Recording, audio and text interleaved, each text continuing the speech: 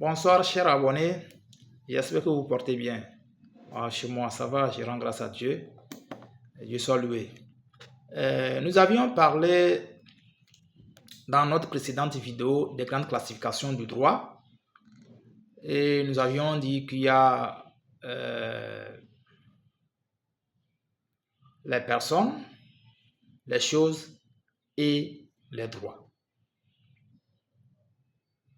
Aujourd'hui, nous allons parler spécifiquement d'une catégorie de classification du droit. Les personnes. Nous avons dit que les personnes, il y a deux sous-catégories de personnes. Les personnes physiques et les personnes morales. Mais ce soir, nous allons nous appesantir sur les personnes morales. Les personnes morales.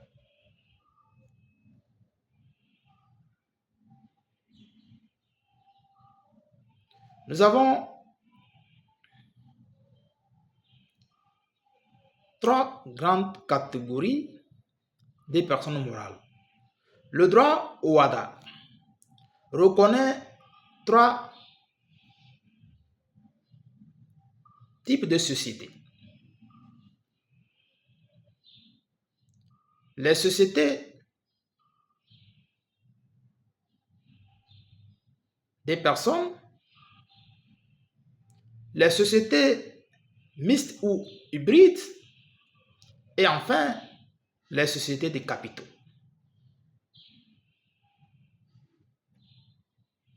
D'abord, nous allons parler des sociétés des personnes. Au sein des sociétés des personnes, le droit OHADA ne reconnaît que trois sociétés des personnes. Le droit OHADA est l'Organisation pour l'harmonisation en Afrique du droit des affaires. Dans l'espace OHADA, le droit OHADA reconnaît trois types de sociétés des personnes. D'abord, la société en nom collectif, la société en commandite simple et la société en participation. Dans les sociétés des personnes, la personne de l'associé est prise en compte.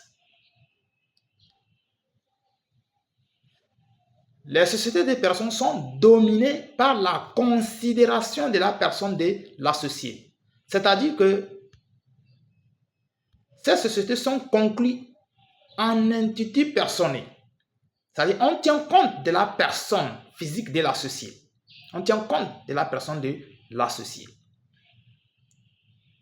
Contrairement dans une société de capital.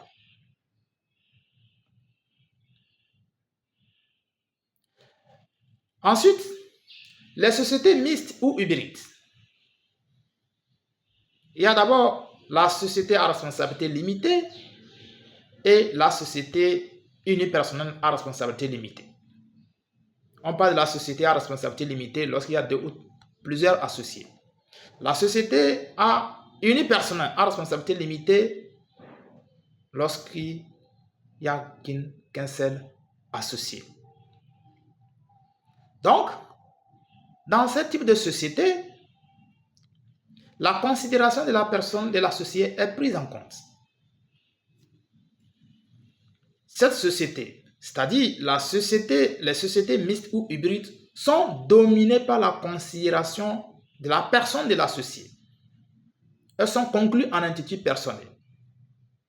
C'est pourquoi on dit que cette société est hybride, c'est-à-dire elle emprunte les règles des sociétés de personnes et les sociétés de capitaux.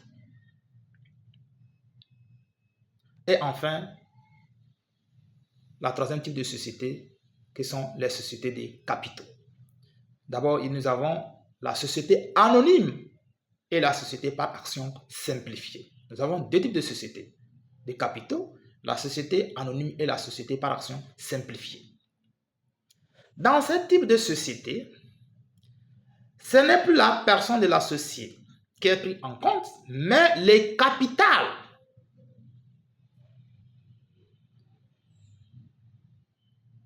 Ce n'est plus la personne de l'associé qui est prise en compte, mais les capitals libérés par les associés. Donc, la différence qui se dégage entre les trois types de sociétés, on peut classer les sociétés des personnes et les sociétés hybrides dans une seule catégorie parce que elles sont dominées par la personne de l'associé. C'est-à-dire, dans ce type de société, ces types de sociétés sont conclus en entité personnelle, c'est-à-dire en tenant compte de la personne de l'associé. Contrairement dans une société de capital où la personne de l'associé est éteinte. La personne de l'associé est éteinte. On ne tient plus compte de la considération de l'associé, mais plutôt du capital qui est libéré dans la société. Donc, je crois qu'avec cette vidéo, il y aura plus d'amalgame et que chacun saura faire la différence entre ces trois types de sociétés. Je reviens en disant que le droit OHADA ne reconnaît que trois types de sociétés. Les sociétés des personnes, qui sont la société en nom collectif, la société en nom collectif, la société en commandite simple et la société en participation. Les sociétés mixtes ou hybrides, que sont la société à responsabilité limitée, SARL, dans laquelle on peut retrouver deux ou plusieurs associés. La société unipersonnelle à responsabilité limitée, dans laquelle on retrouve un seul associé. Et enfin, la troisième catégorie, la troisième société, qui est les sociétés des capitaux, dans laquelle la personne de l'associé est éteinte. On tient compte du capital qui est libéré dans la société. Pour notre prochaine vidéo, nous allons parler des sociétés des personnes. Nous allons vous parler du fonctionnement des sociétés des personnes. Comment ça fonctionne? Quel est le rôle du gérant? Le fonctionnement du gérant, les fonctions du gérant. Et dans quelles conditions la société peut être dissoute. Merci et bonne soirée.